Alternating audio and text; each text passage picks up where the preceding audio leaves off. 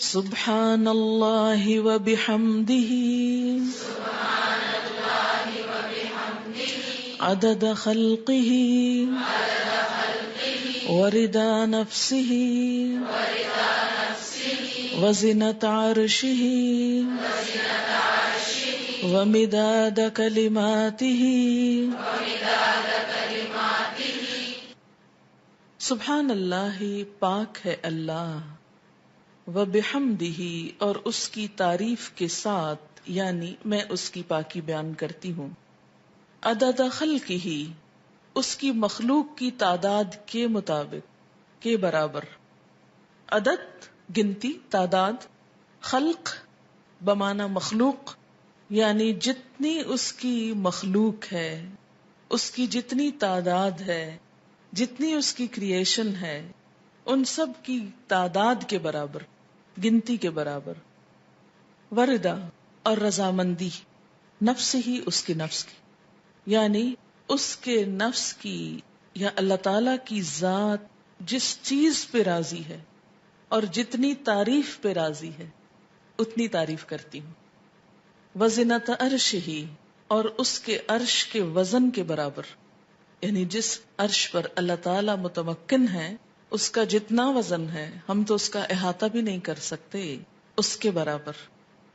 ومداد، اور سیاہی، کلمات ہی، اس کے کلمات کے لکھنے کی. یعنی قرآن پاک میں آتا ہے کہ اگر سارے سمندر سیاہی بن جائیں اور اتنے ہی اور بھی، اور سارے درخت قلمیں بن جائیں اور اللہ کے کلمات، اس کی تعریف لکھی جانے لگے تو سارے سمندر خشک ہو جائیں، لیکن اللہ کی باتیں کبھی ختم نہ ہوں.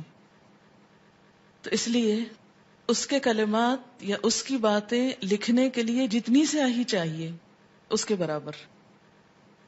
یہ مسنون تسبیح ہے اور بہت ہی خوبصورت. چند لفظ ہیں لیکن ایک بندہ مومن کے دل کے اندر اللہ تعالی کی محبت کے لیے، اس کی عظمت بیان کرنے کے لیے جو اس کے جذبات ہیں اس کی ایک عکاسی ہے. اب دیکھیں کہ اللہ تعالی کی ذات جتنی بلند ہے اور اس میں جتنی خوبیاں ہیں ان کا احاطہ کرنا ہم جیسے کم عقل اور حقیر انسانوں کے لیے ممکن ہی نہیں. نہ وہ ہماری عقل میں سما سکتا ہے، نہ ہمارے تصور میں، اور نہ ہی ہماری اتنی زندگی ہے، نہ ہماری اتنی قوت ہے، نہ اتنی طاقت ہے، مجال ہے کہ ہم واقعی اس کی تعریف کا حق ادا کر سکیں.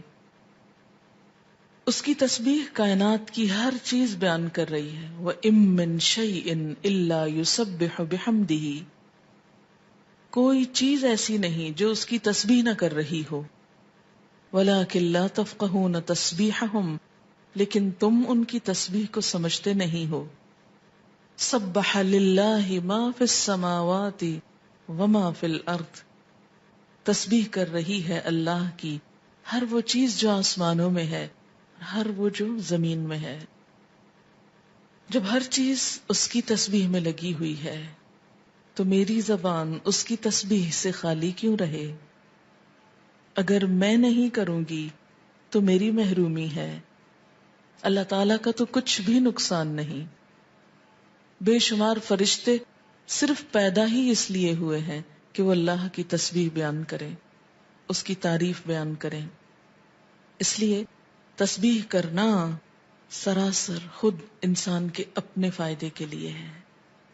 اس طرح انسان باقی کائنات کا ہم نوا ہو جاتا ہے.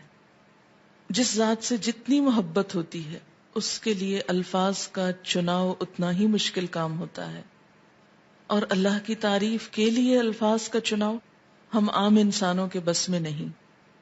اس لیے ہمیں لازمی طور پر سہارا لینا ہے نبی صلی اللہ علیہ وسلم کے الفاظ کا. تو آپ نے جو الفاظ سکھائے مسنون بھی ہیں اور بہت جامع بھی ہیں.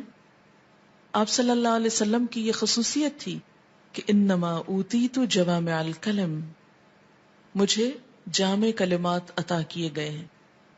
آپ صلی اللہ علیہ وسلم کی گفتگو کی ایک خوبی تھی کہ کم الفاظ میں بڑی بات کہہ سکتے تھے. تو یہاں بہت کم الفاظ میں بہت خوبصورت طریقے سے اللہ تعالی کی تسبیح بیان کی گئی ہے. تو جب بھی آپ دعا مانگنے لگیں تو اس سے پہلے اگر یہ چند لفظ بول لیں تو دعا کا وزن اور قبولیت اور اس کی خوبصورتی بڑھ جائے گی. اب دیکھیں کہ دعا کے شروع میں اور آخر میں تسبیح پڑھنا اور درود شریف پڑھنا یہ ایسا ہی ہے کہ جیسے کسی کو کچھ دینے کے لیے آپ ایک خوبصورت جیسے گفٹ پیپر ہوتا ہے یا اچھا کوئی برتن ہو سکتا ہے یا کوئی بھی چیز جس میں آپ کوئی چیز ڈال کر دے رہے ہیں. مثلا آپ نے ایک خوبصورت خط لکھا اور گندے سے انویلپ میں ڈال کے دے دیں تو وہ تاثر کیسا ہوتا ہے؟ درست نہیں ہوتا. اسی طرح آپ اچھی سے اچھی بات کہنا چاہیں مگر الفاظ اچھے نہ ہوں تو اس کے اندر خوبی نہیں آئے گی اچھی سے اچھی بات میں. تو الفاظ کا اچھا چناؤ اور دعاؤں کے آگے پیچھے اللہ کی تسبیح یہ بہت ہی ضروری ہے اور بہت مفید ہے، اور اس سے بڑھ کر جامع الفاظ کم ہی ملیں گے آپ کو. اس لیے ان کو یاد بھی کر لیجئے اور عادت بھی بنا لیجئے. اب اس شعور کے ساتھ جو کچھ ہم نے اس کا معنی سمجھا ہے، مثلاً عدد خلقی ہی، تو آپ سوچئے ذرا کہ اس کی مخلوق کی گنتی.